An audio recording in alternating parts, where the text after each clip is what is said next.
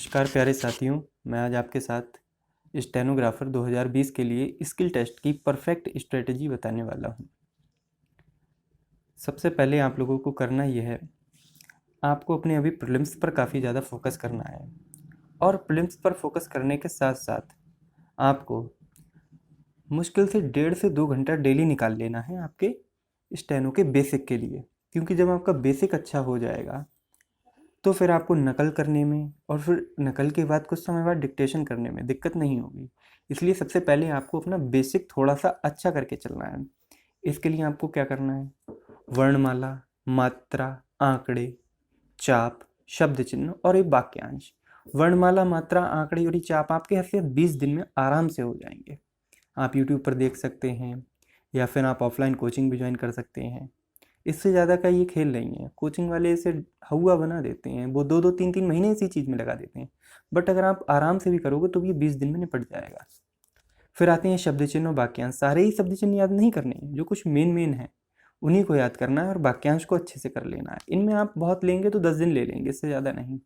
फिर आपको करना ये है, जैसे मान लीजिए आप किसी भी प्रणाली से बेसिक करते हैं, मान लीजिए आप ऋषि प्रणाली से बेसिक करते हैं।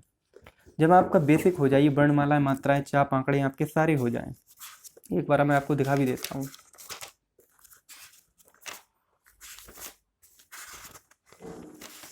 जैसे ये विषय सूची हो गई इसकी, ये सारे आंकड़े धीरे धीरे। ये सर्वनाम भी मेन है। सर्वनाम शॉर्ट हैंड की जान है। अगर आपने सर्वनाम अच्छे से कर लिया तो फिर आपको आउटलाइन बनाने में दिक्कत नहीं होगी। धीरे धीरे आप ये सारे आंकड़े, ये चाप, ये आप 42 एक्सरसाइज तक, 41 तक आराम से कर लीजिए। इसके बाद आपका जो दूसरा खंड है 191,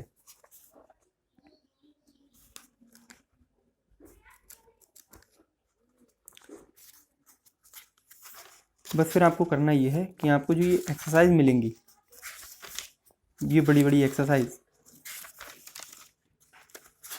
इनको आपको 40 की स्पीड से, जैसे ये बड़ी बड़ी एक्सरसाइज हैं, छोटी छोटी हैं अभी तो, इनको बस करना ये है कि 40 की स्पीड से इनकी नकल करनी है।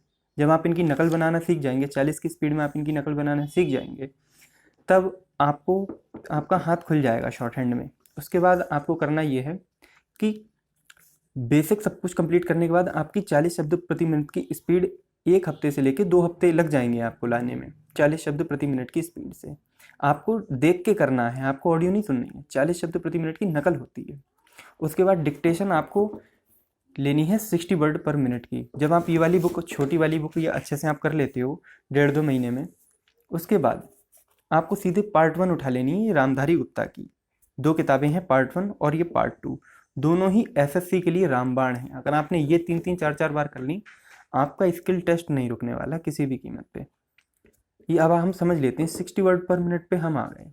इससे 60 से 70 की स्पीड जाने में हमें पूरा 15 दिन से 1 महीना बहुत आराम से लग जाएगा। ज़्यादा भी लग सकता है। अगर आपने मेहनत कर ली तब तो आप 2 महीने, 2 हफ्ते से 4 हफ्ते में इसको कवर कर लेंगे, ठीक है। उसके बाद आपको ये नहीं रुकना है, आपको 70 से फिर 80 की स्पीड लाने में यहाँ पे टाइम लग जाएगा। आपको 1 मंथ पूरा लग सकता है। हो सकता है आप मेहनत ज़्यादा कर लें, 5-5, 6-6, 7-7 घंटे प्रैक्टिस कर लें, तो आप इसे जल्दी कवर कर सकते हैं। बट 80 पर जाके और 80 को अचीव करने के बाद 100 को अचीव करना थोड़ा मुश्किल हो जाता है। फिर आपको कम से कम पूरा 1.5 से 2 महीने का समय लग जाएगा। अब ये जान लेते हैं Ramdhari Gupta part 1 and part 2 में एक्सरसाइज कितनी कितनी है। रामधारी गुप्ता पार्ट 1 में एक्सरसाइज है 100 और रामधारी गुप्ता पार्ट 2 में एक्सरसाइज हैं 150। तो कुल मिला के ये 250 हो गई। अगर आप 5 एक्सरसाइज भी डेली आप 100 की स्पीड पर पहुंच के बनाते हो तो 50 दिन में आपका ये कंप्लीट हो जाएगा। और एसएससी वैसे भी स्किल टेस्ट में 3 से 4 महीने बहुत आराम से दे देती है। तो इसलिए पहले आप अब अपने प्रीलिम्स के साथ साथ थोड़ा बेसिक भी अच्छा कर लें और नकल भी कर लें, क्योंकि प्रीलिम्स में अच्छे नंबरों से पास होने के बाद फिर आपको स्किल टेस्ट के लिए कम से कम 4 to 5 मंथ आराम से मिल ही जाएंगे। अगर बहुत जल्दी भी ले लेंगे तो हद से 4 महीने, इससे कम तो नहीं मिलेंगे। इस 4 महीने में आप आराम से इस स्ट्रेटेजी को फॉलो करते हैं तो आप आराम से अपना ग्रेड सी का स्किल टेस्ट क्वालिफाई कर सकते हैं। और 100 की स्पीड सफिशियंट नहीं है, आपको 110 या 115 की स्पीड, 120 की स्पीड करनी पड़ेगी, तब जाके आप वहाँ 100 की स्पीड लिख पाएंगे।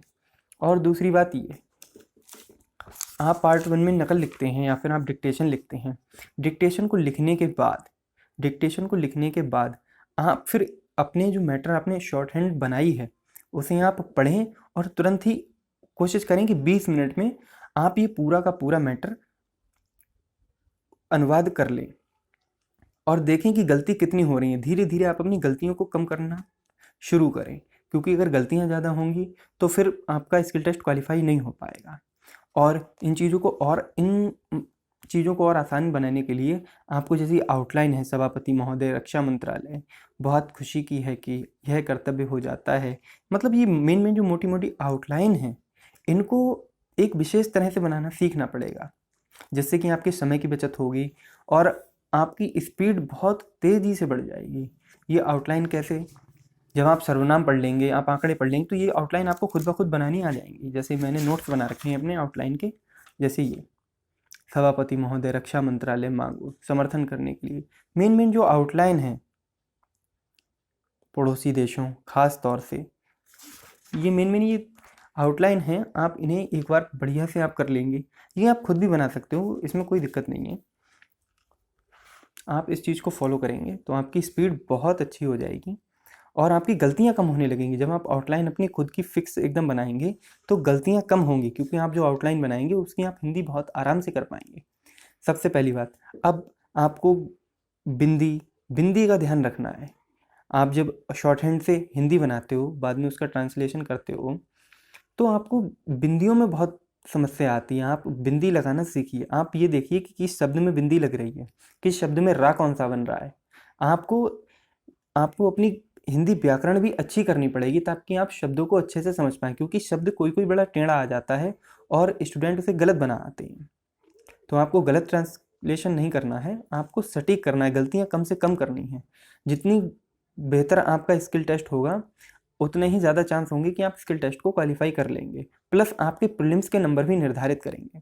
आपको प्रीलिम्स में भी बहुत मेहनत करनी है और इसके साथ साथ आपको इस चीज़ को भी लेके चलना है। आप जब तक प्रीलिम्स की तैयारी कर रहे हैं, जब तक आप प्रीलिम्स अपना दे रहे हैं, तब तक आपकी वर्णमाला और नकल हो जानी चाहिए।